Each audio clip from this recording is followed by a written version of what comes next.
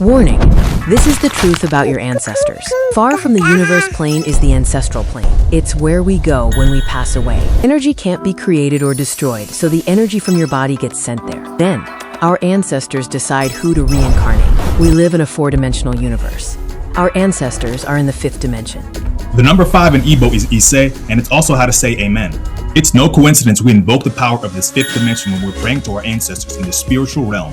The odds of you existing is less than 1 in 1 million trillion, according to all genetic variation. 100 billion people have ever been born.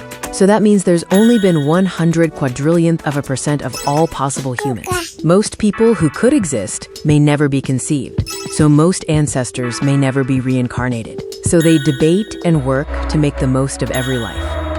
Ogonna, you won the lottery of life, so go out there and make your ancestors proud.